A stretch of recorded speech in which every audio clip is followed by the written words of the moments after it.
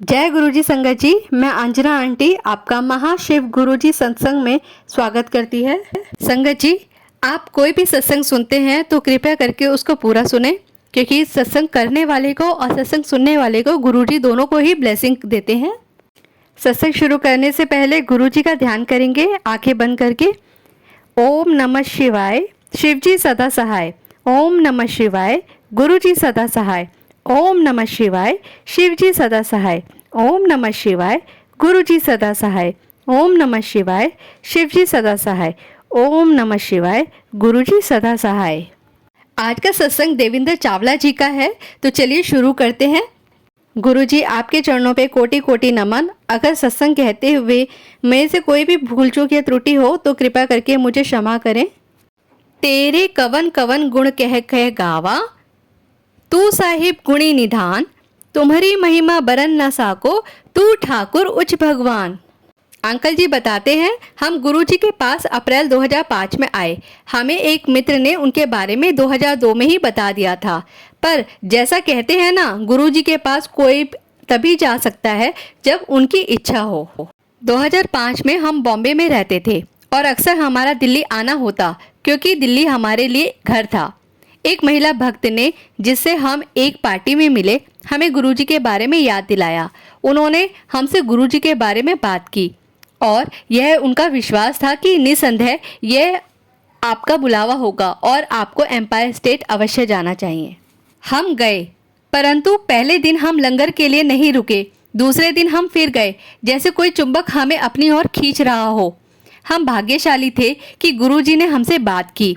उन्होंने हमसे पूछा कि किसने हमें यहाँ भेजा था, और वह चाहते थे कि अगले रविवार हम फिर से आए। हमने उन्हें बताया कि अगले दिन हम हवाई जहाज़ से बॉम्बे वापस जा रहे थे, तो वह बोले टिकट कैंसिल करा, ब्लेसिंग नहीं लेनी। उन्होंने हमें तांबे का लोटा भी लेकर आने को कहा। उन्होंने वह लोटा मेरी पत्नी के लिए अभिमंत्रित किया और अगली सुबह हम बॉम्बे लौटे। हम उन भाग्यशाली लोगों में से थे जिन्हें गुरुजी का आशीर्वाद प्राप्त हुआ, उसकी असल मूल्य और गहराई जानने से भी पहले। उस समय हम एक बहुत ही सामान्य परिवार थे, बिना कोई मुख्य समस्या के। गुरुजी ने हमें आशीर्वाद दिया और हमारी वो परेशानियां दूर कर दी जिनके बारे में हमें जानकारी भी नहीं थी। अप्रैल 2005 के बाद मैं हमेशा दिल्ली में अपनी मीटिंग बृहस्पतिवार या गुरुवार को रखने की कोशिश करता, ताकि मैं गुरुजी के दर्शन कर सकूं। जब मई 2005 में पहली बार मैं उनके पास वापस गया और लंगर के बाद रुका, गुरुजी ने मेरी ओर देखा और बोले, तू फिर आ गया मुड़ के, तू फिर से आ गया वापस। और जब मैंने उनसे कहा कि दिल्ली में मेरी मीटिंग थी, इसलिए मैं उनके दर्शन के लिए आया था, वह बोले, बस देखदा चल हुन तू बस अब देखते जाना। जितना हो पाता उतना हम उनके पास आते रहे। उनमें एक खिंचाव था। जब भी हम दर्शन के लिए एम्पायर स्टेट आते, हम बहुत संतुष्टता और आनंद का अनुभव करते, जैसे हम किसी और ही दुनिया में पहुंच गए हों। गुरुजी ने हमें संदेश भिजवाया कि हम उनके जन्मदिन के उत्सव पर 7 जुलाई को बड़े मंदिर आए।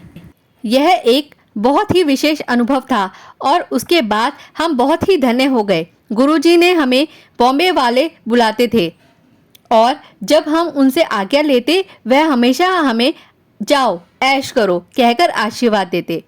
तब हमने उनके आशीर्वाद की गहराई नहीं समझी, पर अब हमें समझ आता है कि बॉम्बे में तो हम 3 साल रहे, वो क्यों इतने खुशहाल और सुखद निकले। गुरुजी के रक्षा कवच की हमें पहली बार जुलाई 2005 में अनुभूति हुई। जुलाई 26 को मुंबई में इतना अधिक पानी भर गया था जैसा पहले कभी नहीं हुआ था। पूरे शहर में सभी को बहुत परेशानी झेलनी पड़ी, पर हमें कोई परेशानी नहीं हुई।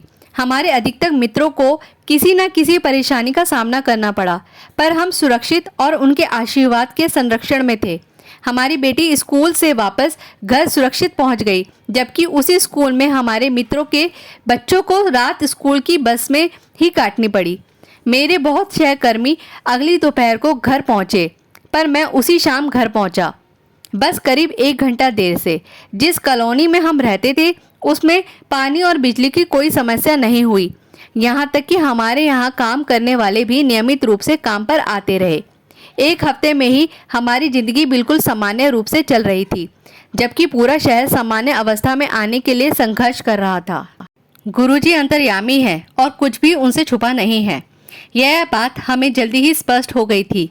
मेरे एक प्रारंभिक दर्शन के दौरान एक महिला का सत्संग सुनते समय वह बोले, साईं भगत तू भी सुन, यानी साईं बाबा के भक्त तू भी सुन।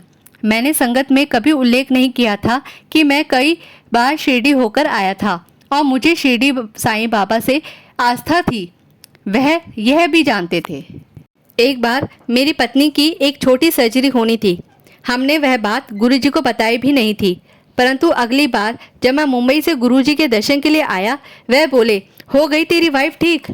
मुंबई में रहते हुए हम हमेशा ऐसे अवसरों की ताक में रहते कि हम गुरुजी के दर्शन के लिए दिल्ली आ सके, और उन्होंने हमें ऐसे आशीर्वाद दिया जैसे एक पिता देते हैं। मुझे याद है कि हम दिल्ली उतरते और हवाई जहाज में ही हमें उनकी सुगंध आ जाती। लालची बच्चों की तरह हमेशा हमारी कोशिश रहती कि जितना हो सके हम उनके सिंहासन के करीब बैठे। जब हम संगत से लौटते तब भी कुछ समय तक हमारे कपड़े उनकी सुगंध से महकते रहते, पर अपनी नादानी में हम यह सोचते कि ऐसा हमारा उनके करीब बैठने के कारण है। एक बार गुरुजी के अपने कमरे से बाहर आने से पहले ही मुझे पहली मंजिल पर भेज दिया गया और लंगर के बाद बैठने का मौका भी मुझे नहीं मिला। उस दिन उनकी सुगंध मेरे कपड़ों में अगली सुबह तक रही, एक स्पष्ट चिन्ह की यह उनका आशीर्वाद था कि उनके करीब बैठने के कारण। अगस्त 2006 में कभी गुरुजी ने हमें मुंबई वाले बुलाना बंद कर दिया। मेरी कंपनी मुझे सिंगापुर या इंग्लैंड भेजने के विचार में थी। सारे कार्य पूर्ण हो गए थे और इंग्लैंड से मेरा परमिट आ गया। हमारे अगले दर्शन पर मेरी पत्नी ने गुरुजी को यह बात बताई। तू की करना है लंदन जाके? वह बोले, तू ऐथे आजा दिल्ली मेरे कोल, यानी तू लंदन जाकर क्या करेगा, तू मेरे पास दिल्ली आजा। हम थोड़ा निराश हुए, पर हमारे लिए यह बात बिल्कुल स्पष्ट थी कि हमें उनका कहा मानना है। जल्द ही मुझे दिल्ली में एक नौकरी का प्रस्ताव आया और मैं गुरुजी के दर्शन के लिए दिल्ली आया। उन्होंने मुझे दूर से देखा और बोले, मिल गई तैनू नौकरी दिल्ली दी, हुन तू आजा, तुझे दिल्ली में नौकरी मिल गई, अब तू इधर बस जा। इसके बाद सब कुछ बस अपने आप होता गया, मानो जैसे हमारे जीवन की डोर उनके हाथ में थी। उनके आशीर्वाद से हमारी बेटी का दाखिला देहरादून से में एक अच्छे स्कूल में हो गया। 13 अप्रैल 2007 को हमने मुंबई से हम अपने सारे नाते तोड़ दिए और दिल्ली उतरते ही सीधे बड़े मंदिर गए। दिल्ली आने के बाद हम नियमित रूप से उनके दर्शनों के लिए जाते, लेकिन लंगर के बाद रुकने का अवसर हमें कम ही मिलता। एक शाम एम्पायर स्टेट से बाहर जाते हुए हम गाड़ी में बात कर रहे थे और हमारी इच्छा थी कि लंगर के बाद गुरुजी हमें रुकने की अनुमति दे। उन्होंने हमें इसकी अनुमति दी और जब हमने उनका धन्यवाद किया तो वह बोले, मैं गाड़ी विच सुन लिया सी, यानी मैंने गाड़ी में तुम्हारी बातें सुन ली थी। हम धन्य हैं कि हमें उनके चरण कमलों में रहने का अवसर मिले। हम यह भी अनुभूति है कि उन्होंने हमें परेशानियों से बचा के रखा है। परेशानियां आने से पहले ही वह उनका समाधान कर देते हैं। उनके महासमाधि लेने के बाद भी हम उनके सुरक्षा कवच के तहत हैं। एक बार देहरादून से लौटते समय गाजियाबाद के पास हमारी गाड़ी को एक ट्रक ने आकर मारा। हमने धातु उखड़ने की आवाज़ सुनी और हमारी गाड़ी में बहुत जोर का झटका लगा, किंतु हम पूरी तरह सुरक्षित थे। हमें एक खरोच तक नहीं आई थी। गाड़ी भी वापस चलाकर लेकर जाने की हालत में थी, परंतु जिसने भी गाड़ी देखी वह विस्मित रह गया कि किसी को भी चोट नहीं पहुंची थी। हमारा ड्राइवर जो हमें एम्पायर स्टेट लेकर जाता था बहुत निराश हुआ कि उसे गुरुजी के दर्शन का अवसर प्राप्त नहीं हुआ। गुरुजी की महासमाधि के बाद उसने गुरुजी का स्वरूप मांगा। उसकी पत्नी को दूसरा बच्चा होने वाला था, क्योंकि उनका पहला बच्चा सिजेरियन से हुआ था थे और चिकित्सकों ने इस बार भी सर्जरी होने की ज्यादा संभावना बताई थी। उसकी पत्नी ने गुरुजी से नियमित रूप से प्रार्थना करनी शुरू की। एक शाम अगरबत्ती जलाते समय उसने मन में सोचा, गुरुजी मैंने तो आपको देखा भी नहीं।